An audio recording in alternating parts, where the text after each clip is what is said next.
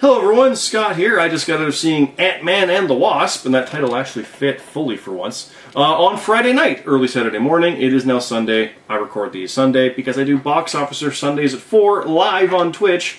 I just record this afterwards. But Ant-Man and the Wasp, the Ant-Man sequel and the Marvel 20 overall.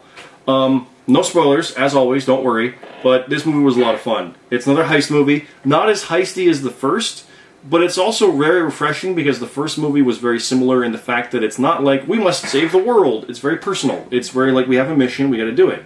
And there's moments where that mission gets interrupted and you're like, no, but how are they gonna do it? It's literally like a two-person goal for a thing. That's it.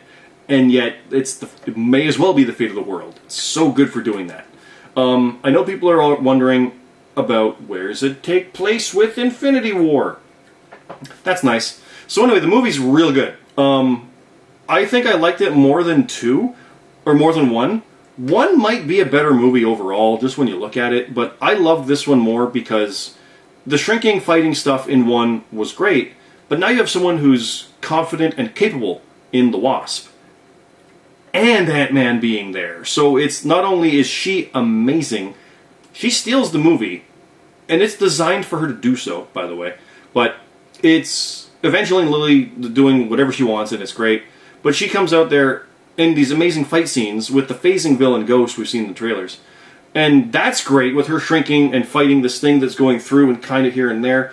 But then Ant-Man's also there shrinking and fighting. And like, if you thought the coordination between Bucky and Cap fighting Iron Man was crazy, oh my god. It's so good. I can't recommend that kind of stuff enough. Then the car chase scene that you've seen is really good. That is one thing I will say about this movie. A lot of stuff in the trailers is in the movie. Like, Marvel's done a lot of misdirect stuff, and there is a couple lines that they misdirect, but most of what you see is there. There's a lot that they didn't show, but you're kind of like, oh no, it's this part. So the trailers, they didn't really give a lot away as far as why the story, but you kind of know, like, at some point the car's going to get big and flip one, right? And at some point he's going to get big on the boat, right? And at some point she's going to jump off his back and knee someone. And at some point she's going to flip the salt thing. You know all that's coming. So when you see the room with the kitchen, you know that salt thing's coming. So that was a bit of a problem with that, more so than any other Marvel movie in a long time, I feel. At the same time, these were all cool moments. You're like, oh, that part's coming up. So you kind of wonder how they get from point A to point B to point C. It's still good. Even knowing what's coming up, oh, that's awesome, look at that bit. That bit happened. So that's not a knock against it, but it is way more so than, like, Infinity War had. Infinity War had scenes not even there. Like, when Captain America is fighting off Thanos, not only is it a slightly different angle of the shot, but there's only 2 gems in his gauntlet in the preview. It's at a different point in the movie when he's fighting Thanos. Was it earlier or later? Oh, right? So they did a good job there. Marvel's misdirections are fantastic. They didn't do any here, so take that for what it's worth. But if you like the first one, you will love this one. I'm confident about that. And like I said, Evangeline Lilly can do no wrong at this point. Michael Douglas was great as Hank Pym again. He's fantastic. I won't say anything else about the other characters, but there are 2 other people that they de-age, because Marvel likes to show off and do that, because they can, and it looked perfect, and yet it didn't. The one person they did, like, her 80s hair was flawless. Like, it just, like, that looks like it would from that era for that person in a movie at that time.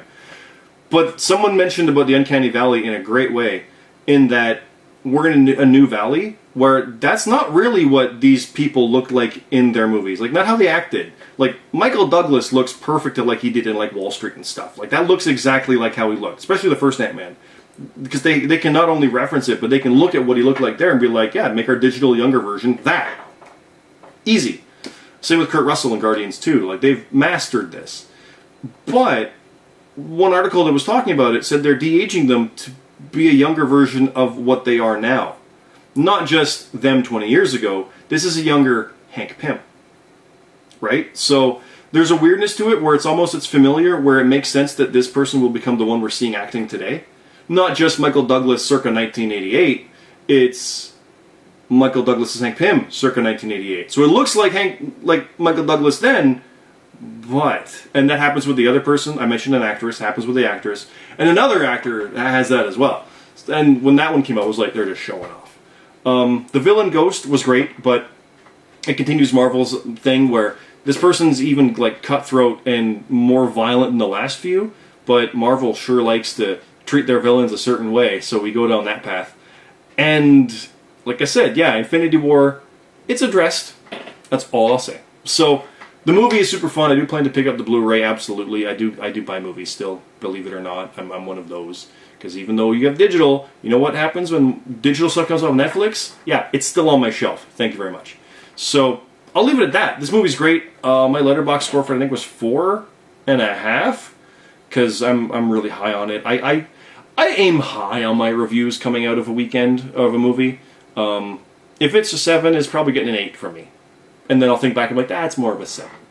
It's getting an 8, 8.5 kind of thing out of me right now, out of 10. 4.5 out of 5, actually. It's really, really good. And yeah, that's all I can really say about that. Its box office was, oh no, small! Please check out my box officer over on twitch.tv/CyclopsScott. It is archived. I'm actually going to upload it shortly. But basically, it's going to make somewhere around Solo numbers, which is disastrous compared to Star Wars. Oh no! It's fine. It's fine. They're fine. Don't worry about it. They're happy with it. They're fine. They know they can make multiple tiers of movies. That's why you shouldn't panic about Solo. Anyway, the movie's great. I recommend it. Do check it out. And I'll leave it at that. Thanks for watching. This is, again, After Box Officer. That is recorded every Sunday live at 4 p.m. Eastern. And then I do these movie reviews, if there are any, and I stream other stuff as well. Been talking for an hour already about some movies and Child's Play and series and stuff, and I'll be talking a bit more as well. So do check it out as well. Thanks for watching. See you next time.